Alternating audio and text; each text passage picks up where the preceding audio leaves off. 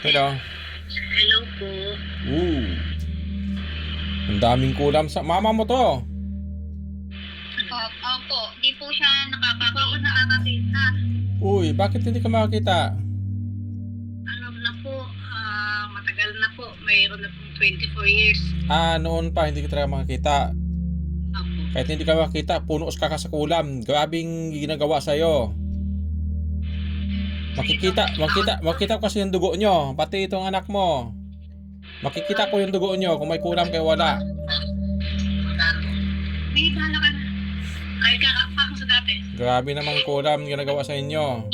Ito si anak mo, itong anak mo na mataas ding hililiit. Opo. Grabing kulam. Sino pang kasama nyo sa bahay? Yung tenga ko, sobrang Ano?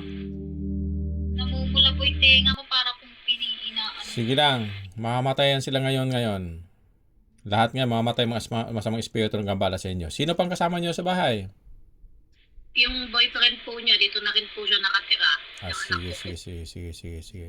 Okay. Gawa po ng tao. Gawa ng tao. Siyempre, pamilya kayong kinukulam. Gawa ng tao yan siya. Pag isa lang kinukulam sa inyo, na hindi kayo, mga inkanto iba niyan, o mga espiritu. Pero paggawa ng tao, lahat kayo kinukulam. Nakikita ko sa katawan nyo, grabing negative. Sa mama mo, mas grabe talaga yung mama mo. Tambak sa kulam, kawawa naman. Yung nakaraan po, itong leg ko po, grabing pangako po yan. Saka yung paglalaki ng buhok ko, katindi po. Oo, nakita ko diyan sa may liig mo. Opo, hindi halos din na nga po ako magsuklay dahil naglalagas po yung buhok ko. Sige lang.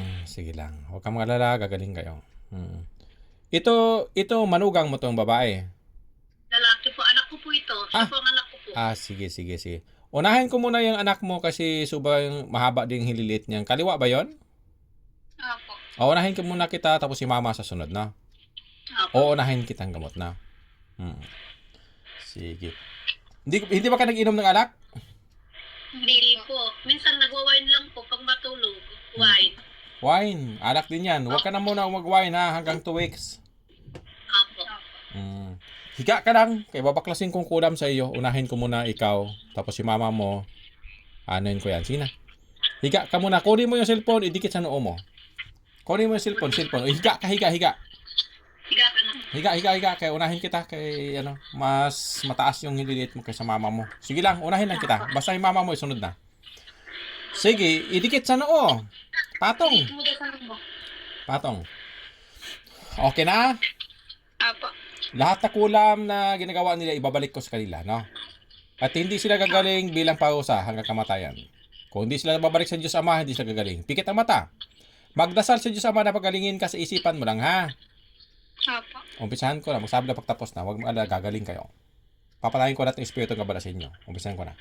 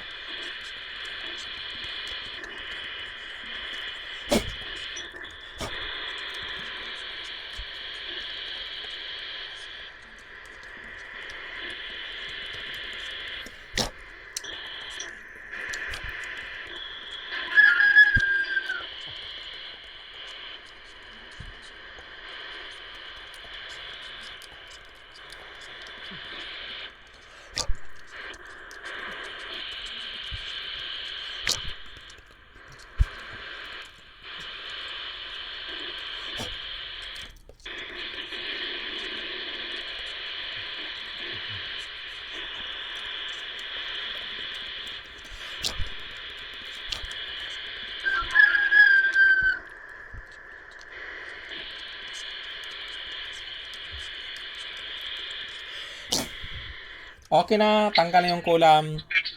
Namamatay na din ang mga masamang espiritu ngayon. Silipin mo yung kamay mo. Silipin mo yung hililit mo. Bumalik na sa normal. Ibig sabihin, nabaklas na yung kulam, namatay ng masamang espiritu. Di ba mataas yung kaliwang hililit mo? Sige, ituwid mo.